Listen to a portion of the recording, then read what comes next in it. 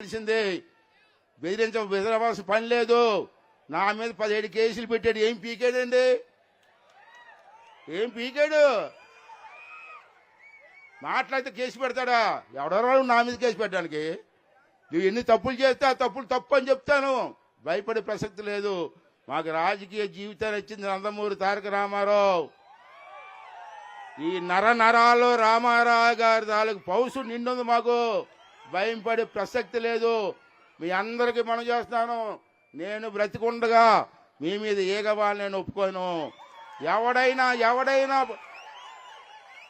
నాయకులు మిమ్మల్ని బెదిరించినా మొన్న ఎవడో అంటున్నాడట, మీరు కానీ కాంగ్రెస్ వైసీపీ పార్టీ ఓటైపోతే మీ తాలూకు పథకాలు పోతాయని. ఎవడరా నువ్వు ఇచ్చిదారు పథకాలు? నా కొడకల్లారా, రేపు ఇంటికి జైలుకి పోతారా మీరు? మేమిస్తారా పథకాలు అని చెప్పి ధైర్యంగా చెప్పండి. మీ అండగా నేనుంటాను, మీకు తోడుగా నేనుంటాను. నా తోడుగా లోకేష్ గారు ఉంటారు. ఇంకెవరిగా ఏం కావాలి మనకి? అంచేత మీరందరూ కలిసి రేపు రాబోయే ఎన్నికల్లో మన కోసం కాదు, మన భవిష్యత్తు కోసం కాదు, మా భవిష్యత్తు కోసం కాదు, ఈ రాష్ట్ర భవిష్యత్తు కోసం, మన పిల్లల భవిష్యత్తు కోసం మీరందరూ కూడా కష్టపడి తెలుగుదేశం పార్టీకి ఓటేయాలని చెప్పి మీ అందరినీ కూడా మనస్ఫూర్తిగా ప్రార్థిస్తున్నానండి. ఏమమ్మా, మనకు డబ్బులు ఇవ్వడానికి ఆడితే డబ్బులు లేవట. మనం ఆడుకుందో రా అంటాడు. ఆడుకుందో రా, చూసారా పోస్టులో? ఆడుకుందో రా అంటాడు. రోజు ఒక బ్యాటు, ఈడొక బ్యాటు తెగాడేస్తున్నారండి. మనం చూశారు కబడ్డీ ఆడుతుంది రోజా. నేను టీవీలో చూశాను. ఎవరమ్మా అని చూశాను. రోజా ఎలాగాడుతుంది సార్? బలిసిన అడుగు పంది కబడ్డీ ఆడితే కూడదు.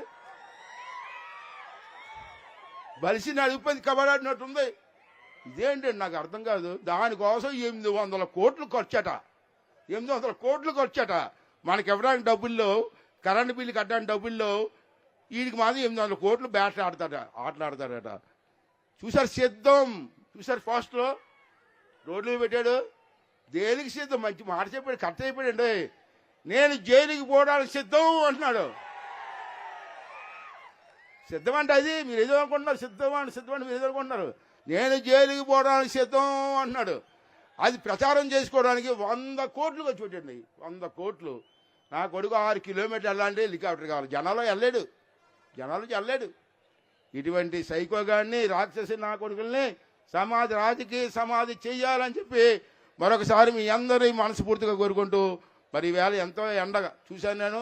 ఇంత ఎండలో కూడా ఇంతమంది అభిమానులు వచ్చి ఈ సభను విజయవంతం చేసి మన లోకేష్ బాబుకి మంచి స్వాగతం పలికినందుకు అందరికీ ధన్యవాదాలు తెలుపుకుంటూ, అలాగే పత్రికా విలేకరులు కూడా మరొకసారి ధన్యవాదాలు తెలుపుకుంటూ సెలవు తీసుకున్నానండి.